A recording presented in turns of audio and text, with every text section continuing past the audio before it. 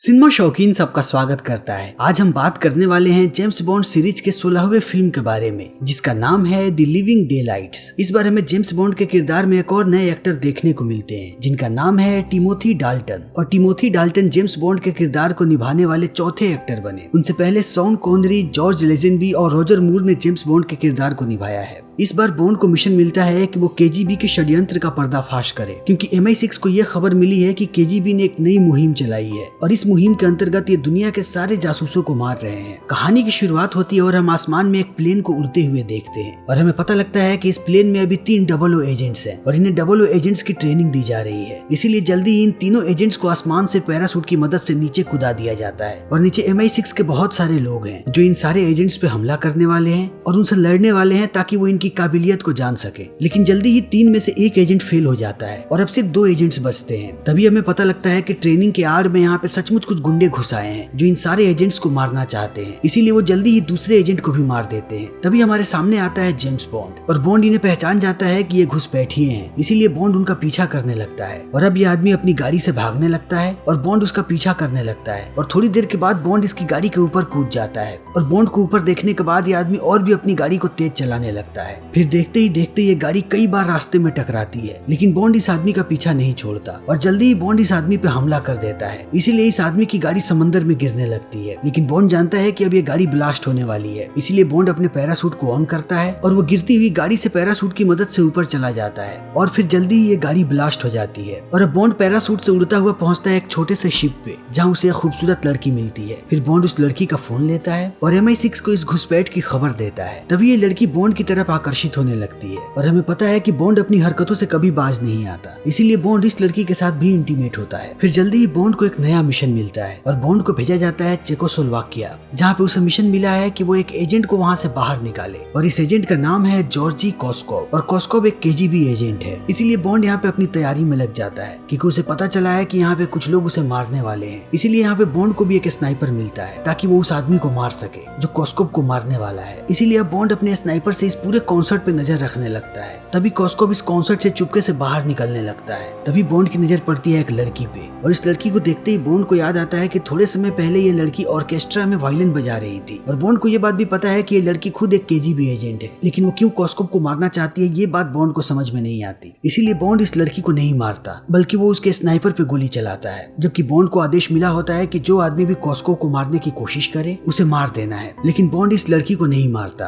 और जल्दी ही बॉन्ड पहुंचता है कॉस्कोव के पास और वो कॉस्कोव को लेकर के यहाँ से निकल जाता है और फिर वो कॉस्कोव को एक पाइपलाइन में डाल देता है ताकि कॉस्कोव चेकोस्लोवाकिया से निकल करके पश्चिम में पहुंच जाए और बॉन्ड यहाँ से कॉस्कोव को भेजता है वियना और अब जल्दी ही बॉन्ड पहुंचता है इंग्लैंड और वहाँ पे वो जाता है MI6 के ऑफिस में, जहाँ वो क्यू को उस लड़की के बारे में सारी बातें बताता है और कहता है कि अब बॉन्ड को उस लड़की के बारे में हर एक चीज जाननी है और क्यू भी इस काम पे लग जाता है। तभी हम यहाँ पे मनी पेनी को देखते हैं और हमेशा की तरफ बॉन्ड एक बार फिर से मनी पेनी के साथ थोड़ी देर तक मजाक करता है और फिर अपने काम पे निकल पड़ता है और जल्दी ही बॉन्ड पहुंचता है MI6 के सेफ हाउस, जहाँ बॉन्ड की मुलाकात होती है M और कॉस्कोव से और कॉस्कोव बॉन्ड को देखने के बाद बहुत खुश है क्योंकि बॉन्ड ने उसकी जान बचाई है। इसीलिए कॉस्कोव यहाँ पे बॉन्ड का शुक्रिया अदा करता है और अब कॉस्कोव MI6 को पूरी बात बताता है और कहता है कि KGB का हेड अब बदल चुका है और जनरल गोगो को KGB के हेड के पद से हटा दिया गया है और अब KGB का हेड है जनरल लियोनिड पुश्किन और पुश्किन ने KGB के एक पुराने मुहिम को फिर से शुरू कर दिया है और इस मुहिम का नाम है स्पिरिट स्पियोनम, जिसका मतलब होता है डेथ टू स्पाइज यानी जासूसों की मौत। और अब इसी के अंतर्गत KGB बहुत सारे जासूसों को मार रही है और उसने ही MI6 के भी कुछ जासूसों को मारा है और इनकी बातें चल ही रही होती है। तभी हम नेक्रोस नाम के एक कातिल को देखते हैं जो कि अपने आप को दूध वाला बताता है और इसी बहाने वो सेफ हाउस के अंदर घुस जाता है और अंदर घुसते ही वो बहुत सारे लोगों को मारने लगता है और उसके पास जितने भी दूध के बोतल होते हैं वो दूध के बोतल नहीं बल्कि सारे के सारे बॉम्ब्स होते हैं। इसीलिए वो MI6 के पूरे सेफ हाउस में तबाही मचाने लगता है और वो जल्दी ही कॉस्कोव को अगवा कर लेता है और एक हेलीकॉप्टर की मदद से यहाँ से लेकर के उड़ जाता है। तभी हम M और डिफेंस मिनिस्टर को देखते हैं और ये दोनों को दोनों बहुत ही ज्यादा गुस्सा है क्योंकि इन्हें लगता है कि किसी की कैसे हिम्मत हो सकती है कि वो MI6 के सेफ हाउस में घुसे और यहाँ से वो उनके मेहमान को किडनैप करके लेकर के जाए। इसीलिए अब M बॉन्ड से कहता है कि मैं चाहता हूँ कि तुम पुश्किन को मारो क्योंकि उसने हमारे एक एजेंट को मारा है और उसके साथ साथ वो हमारे सेफ हाउस में घुसा है और बॉन्ड भी पुश्किन को मारने के लिए राजी हो जाता है। लेकिन उसके साथ साथ बॉन्ड ये भी कहता है कि चेकोस्लोवाकिया में मुझे एक लड़की दिखी थी और मुझे लगता है कि उस लड़की का भी नाता KGB के साथ है, इसीलिए हमें उस लड़की के बारे में भी पता करना चाहिए। इसीलिए अभी MI6 उस लड़की के बारे में पता लगाने लगती है और जल्दी ही मनी पेनी बॉन्ड को बुलाती है क्योंकि उसे कुछ इस लड़की के बारे में पता चला है। और मनी पेनी बॉन्ड को बताती है कि इस लड़की का नाम है कारा मिलोवी और इस बात की अभी तक पुष्टि नहीं हुई है कि ये लड़की KGB के लिए काम करती है या फिर किसके लिए, इसीलिए अब तुम्हें इसके बारे में खुद पता लगाना पड़ेगा। और अब इन सारी चीजों को जानने के बाद बॉन्ड इस मिशन पे जाने के लिए तैयार हो जाता है। लेकिन मिशन पे जाने से पहले बॉन्ड मिलता है क्यू से और क्यू के पास से उसे कुछ हाईटेक गैजेट्स मिलते हैं, जैसे कि एक की चेन जिससे बहुत सारा धुआं निकलता है, वो भी सिर्फ एक सीटी बजाने से। और उसके साथ साथ क्यू यहाँ पे बॉन्ड को और भी बहुत सारे गैजेट्स देता है और जल्दी ही बॉन्ड को पता लग जाता है कि कारा उसे चेकोस्लोवाकिया में मिलेगी, इसीलिए बॉन्ड पहुंचता है चेकोस्लोवाकिया और वो जल्दी ही कारा को ढूंढ भी लेता है। और जब वो एक बस में केरा को पकड़ने ही वाला होता है तभी पुष्किन के लोग उसे पकड़ करके ले जाते हैं, लेकिन वो लोग केरा के वायलिन के कवर को यहीं पे छोड़ देते हैं, इसीलिए बॉन्ड उस कवर को उठा लेता है ताकि उसे केरा के बारे में और कुछ पता चल सके। लेकिन बॉन्ड जैसे ही उस कवर को खोलता है उसे अंदर एक स्नाइपर बंदूक मिलती है और अब बॉन्ड इस बंदूक को देखने लगता है। तभी बॉन्ड की नजर पड़ती है इसकी गोलियों पे और बॉन्ड देखता है कि इसमें नकली गोलियां थी, इसीलिए बॉन्ड यहाँ पे आश्चर्यचकित हो जाता है और वो समझ जाता है कि ये सब एक नाटक था और कॉस्को को कोई भी नहीं मारना चाहता था, बल्कि ये सिर्फ एक दिखावा था कि कॉस्को की जान खतरे में है। और उसके साथ साथ बॉन्ड को अब कॉस्को पे भी शक होने लगता है और बॉन्ड को लगता है कि कॉस्को का सेफ हाउस से ऐसे गायब होना वो भी शायद कॉस्को की एक प्लानिंग थी, इसीलिए अब बॉन्ड केरा के बारे में सारी जानकारियां इकट्ठा करने लगता है और जल्दी बॉन्ड को पता लगता है कि केरा कॉस्को की गर्लफ्रेंड है, इसीलिए बॉन्ड पहुंचता है केरा के कमरे पे और वो केरा को कहता है कि वो कॉस्को का दोस्त है और वो यहाँ पे उसकी मदद करने के लिए आया है और केरा भी इस बात को मान जाती है। तभी यहाँ इन पे KGB और रशियन पुलिस हमला करने लगती है और बॉन्ड केरा को लेकर के यहाँ से भागने लगता है, लेकिन ये पुलिस वाले बार बार उस पे हमला करने लगते हैं। तब बॉन्ड अपने हाईटेक गाड़ी का इस्तेमाल करता है और वो इन पे बहुत सारी गोलियां चलाता है और उसके साथ साथ वो मिसाइल भी छोड़ता है, जिसे देखने के बाद केरा आश्चर्यचकित रह जाती है और वो इन सारी चीजों को समझ नहीं पाती है। लेकिन बॉन्ड KGB और रशियन पुलिस दोनों को चकमा देने में सफल होता है और वो जल्दी इन्हें चकमा दे करके केरा को लेकर के यहाँ से गायब हो जाता है। तभी दूसरी तरफ हम पुष्किन को देखते हैं और पुष्किन यहाँ पे एक ब्रेड व्हाइटटेकर नाम के आदमी से मिलता है जो कि हथियारों का व्यापारी है और यहाँ पे हमें पुष्किन की बातों से पता लगता है कि पुष्किन का कोई भी लेना देना नहीं है जासूसों की मौत से। तभी कॉस्को आता है व्हाइटटेकर के पास और वो उससे बातें करने लगता है और हमें पता लगता है कि ये दोनों मिले हुए हैं और यही दोनों सारे जासूसों को मार रहे हैं। तभी यहाँ पे व्हाइटटेकर कहता है कि हमें पुष्किन को भी जल्दी ही खत्म करना पड़ेगा। तब कॉस्को कहता है कि पुष्किन को तो खुद बॉन्ड मार देगा क्योंकि मैंने एक बहुत ही बड़ी साजिश की है। तभी हम बॉन्ड को देखते हैं जो कि केरा को लेकर के पहुंचता है वियना, क्योंकि बॉन्ड अब इस गुत्थी को सुलझाना चाहता है। लेकिन यहाँ आने के बाद बॉन्ड और केरा दोनों नजदीक आने लगते हैं और दोनों एक साथ बहुत सारा समय बिताते हैं और वो मेले में भी घूमने जाते हैं और मेले में इन दोनों को देखने के बाद हमें पता लगता है कि ये दोनों एक दूसरे को चाहने लगे हैं और बॉन्ड यहाँ पे केरा के साथ बहुत ही खुश नजर आता है। तभी बॉन्ड से एक एजेंट मिलने आता है जो कि MI6 का एजेंट है, जिसके साथ बॉन्ड चेकोस्लोवाकिया में पहले भी काम कर चुका है और ये एजेंट बॉन्ड को बताता है कि कॉस्को और व्हाइटटेकर एक साथ काम कर रहे हैं।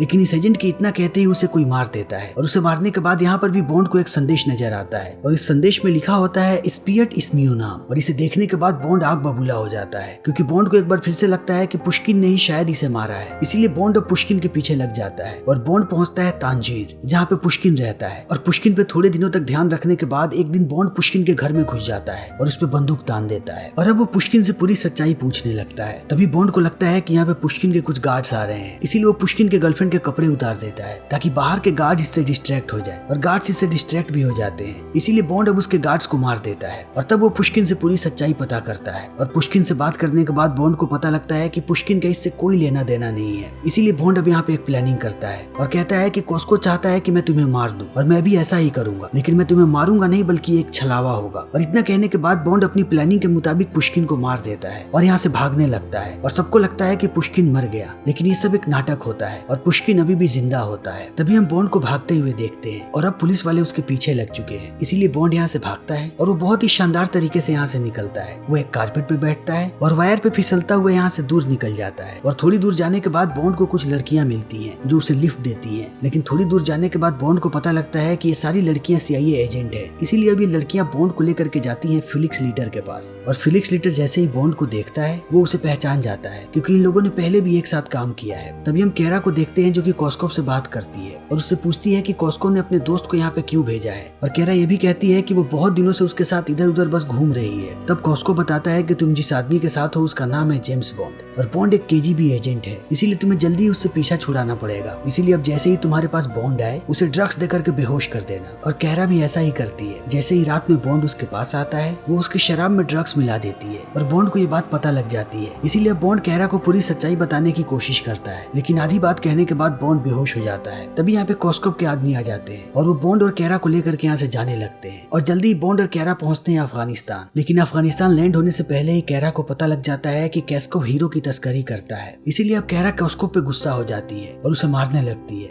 जिस बात से कॉस्कोप को भी गुस्सा आता है। इसीलिए वो कैरा को भी बॉन्ड के साथ एक जेल में बंद कर देता है। लेकिन जेल में आने के बाद बॉन्ड अपने हाईटेक गैजेट्स का इस्तेमाल करता है और वो अपने किचन के धुएं से यहाँ के गार्ड्स को डिस्ट्रैक्ट करता है और यहाँ से भागने लगता है। लेकिन भागते समय वो जेल के एक और कैदी को रिहा करवा देता है। फिर ये तीनों लोग यहाँ से भागने लगते हैं और जब ये लोग यहाँ से भाग जाते हैं तभी इन्हें पता लगता है कि जिस आदमी को इन लोगों ने छुड़वाया है वो मुजाहिदीन का लीडर है और वो अफगानिस्तान में बहुत ही पावरफुल है। इसीलिए वो आदमी इन्हें लेकर के जाता है अपने अड्डे पे और यहाँ आने के बाद धीरे धीरे बॉन्ड को सारी बातें पता चलती हैं कि कॉस्कोप रशियन गवर्नमेंट का सारा पैसा इस्तेमाल कर रहा है ओपियम खरीदने में, जिसे वो मुजाहिदीन से खरीदने वाला है और ओपियम इंटरनेशनल मार्केट में बहुत ही महंगा बिकता है। इसीलिए रशियन गवर्नमेंट के सारे पैसे से कॉस्कोप पहले ओपियम खरीदेगा, उसके बाद उन्हें इंटरनेशनल मार्केट में बेचेगा और उन पैसों से जो आमदनी होगी उससे वो हथियार खरीदेगा, वो भी बहुत कम दाम में, क्योंकि कॉस्कोप व्हाइटेकर से सारे हथियार खरीदने वाला है और उन हथियारों को वो वापस रशिया भेज देगा, क्योंकि वो जितने भी पैसों का इस्तेमाल कर रहा है वो सारे पैसे हथियार खरीदने के लिए रशियन गवर्नमेंट ने दिए थे। और बॉन्ड जैसे ही इन सारी बातों को जानता है वो कॉस्कोप के प्लान पे पानी फेरने की प्लानिंग करने लगता है। इसीलिए वो मुजाहिदीन की मदद से पहुंचता है जहाँ पे डील हो रहा होता है और जब कॉस्कोप सारे ओपियम को खरीद लेता है और उन्हें एक प्लेन में डाल करके यहाँ से भेजने ही वाला होता है, तभी बॉन्ड प्लेन के अंदर घुस जाता है और वो एक ओपियम के थैले में एक बॉम्ब लगा देता है। तभी इन लोगों की नजर पड़ जाती है बॉन्ड पे, इसीलिए वो लोग बॉन्ड पे हमला करने लगते हैं और बॉन्ड इस चीज को देखने के बाद खुद प्लेन उड़ाने लगता है और ओपियम से भरे प्लेन को लेकर के यहाँ से भागने लगता है। तभी हम कैरा को देखते हैं जो कि एक जीप चला रही है और वो इसी जीप से बॉन्ड का पीछा कर रही है जिस प्लेन को लेकर के बॉन्ड यहाँ से निकल रहा है और बॉन्ड भी कैरा को देख लेता है। इसीलिए बॉन्ड कैरा से कहता है कि मैं प्लेन का दरवाजा खोल रहा हूँ क्योंकि ये कार्गो शिप है, इसीलिए तुम्हारी जीप इसके अंदर आ जाएगी, इसीलिए मैं जैसे ही गेट को खोलूंगा तुम अंदर आ जाना। और कैरा अंदर आने लगती है। तभी नेक्रोस भी यहाँ पे आ जाता है और दरवाजे के खुलते ही कैरा के साथ नेक्रोस भी प्लेन के अंदर चला जाता है। लेकिन जैसे ही बॉन्ड इस प्लेन को टेक ऑफ करवाता है उसी समय उसके सामने एक दूसरा प्लेन आ जाता है और बहुत मुश्किल से इन दोनों प्लेन्स में टक्कर होने से बचती है। लेकिन ये प्लेन जाकर के जीप से टकरा जाती है और यहाँ पे एक बहुत बड़ा धमाका होता है और इसी धमाके की चपेट में कॉस्कोप आ जाता है, इसीलिए कॉस्कोप भी घायल हो जाता है। तभी प्लेन में नेक्रोस हमला कर देता है बॉन्ड पे और इन दोनों के बीच लड़ाई होने लगती है और ये लड़ाई बहुत ही घमासान हो जाती है। इसीलिए दोनों लड़ते हुए प्लेन के बाहर लटक जाते हैं। लेकिन बाहर लटकने के बाद भी इन दोनों के बीच लड़ाई होती रहती है। लेकिन बॉन्ड नेक्रोस पे भारी पड़ता है, इसीलिए वो नेक्रोस को नीचे गिराने ही वाला होता है। तभी नेक्रोस बॉन्ड का जूता पकड़ करके लटक जाता है, इसीलिए नेक्रोस को नीचे गिराने के लिए बॉन्ड अपने जूते को ही काट देता है और नेक्रोस नीचे गिर जाता है। और जब तक ये दोनों लड़ रहे होते हैं तब तक कैरा इस प्लेन को उड़ा रही होती है। लेकिन जैसे ही बॉन्ड प्लेन में अंदर आता है वो देखता है कि मुजाहिदीन पे रशियन पुलिस वाले हमला कर रहे हैं, लेकिन मुजाहिदीन ने बॉन्ड की मदद की है, इसीलिए बॉन्ड भी उनकी मदद करना चाहता है। फिर बॉन्ड उसी वाले बॉम्ब को नीचे गिरा देता है जिस बॉम्ब को उसने प्लेन में रखा था और जैसे ही वो बॉम्ब नीचे गिरता है वैसे ही एक बड़ा सा पुल टूट जाता है और ये वही पुल है जिसको पार करने के बाद रशियंस मुजाहिदीन को मारने वाले होते हैं। इसीलिए बॉन्ड यहाँ पे मुजाहिदीन के ग्रुप को बचा देता है और इस चीज को देखने के बाद मुजाहिदीन बॉन्ड का शुक्रिया अदा करते हैं। लेकिन थोड़ी दूर जाने के बाद बॉन्ड देखता है कि उसके प्लेन का फ्यूल खत्म हो रहा है, इसीलिए ना चाहते हुए भी बॉन्ड को इस प्लेन को छोड़ना पड़ता है और वो एक जीप में पैरासूट बांधता है और उस जीप को लेकर के यहाँ से निकल जाता है। और अब जल्दी ही बॉन्ड पहुंचता है व्हाइटेकर के पास, क्योंकि जितनी सारी चीजें हो रही हैं उसमें व्हाइटेकर का बहुत बड़ा रोल है। इसीलिए बॉन्ड अब व्हाइटेकर को मारना चाहता है और बॉन्ड जैसे ही व्हाइटेकर के पास पहुंचता है वैसे ही इन दोनों के बीच गोलियां चलने लगती हैं और देखते ही देखते बॉन्ड व्हाइटेकर को मार देता है। लेकिन व्हाइटेकर के लोग यहाँ पे बॉन्ड पे हमला करने लगते हैं। तभी यहाँ पे पुष्किन पहुंच जाता है अपने सारे लोगों के साथ और वो व्हाइटेकर के सारे लोगों को मार देते हैं। तभी यहाँ पे कॉस्कोप आता है और वो नाटक करने लगता है और कहता है कि वो पुष्किन को जिंदा देखने के बाद बहुत ही ज्यादा खुश है। तब पुष्किन उसे कहता है कि मैं तुम्हें अभी के अभी मॉस्को भेज रहा हूँ क्योंकि तुमने सरकार के साथ घुसपैठ की है और इसकी तुम्हें सजा मिलेगी। और इसीलिए अब कॉस्कोप को रशिया भेज दिया जाता है जहाँ उस पर कानूनी कार्यवाही शुरू हो जाती है और इसी तरीके से बॉन्ड का ये मिशन भी सफलतापूर्वक खत्म हो जाता है। तभी हम फिर से एक कॉन्सर्ट देखते हैं और यहाँ पे कैरा फिर से एक वायलिन बजा रही होती है। तभी यहाँ पे जनरल गोगो आते हैं कैरा को बधाई देने के लिए और उसके साथ साथ यहाँ पे एम भी होता है। तभी देखते ही देखते मुजाहिदीन ग्रुप के बहुत सारे लोग यहाँ पे आ जाते हैं कैरा और बॉन्ड को बधाई देने के लिए। और सबसे मिलने के बाद कैरा पहुंचती है बैक स्टेज जहाँ बॉन्ड उसका इंतजार कर रहा होता है और बॉन्ड और कैरा जैसे ही एक साथ होते हैं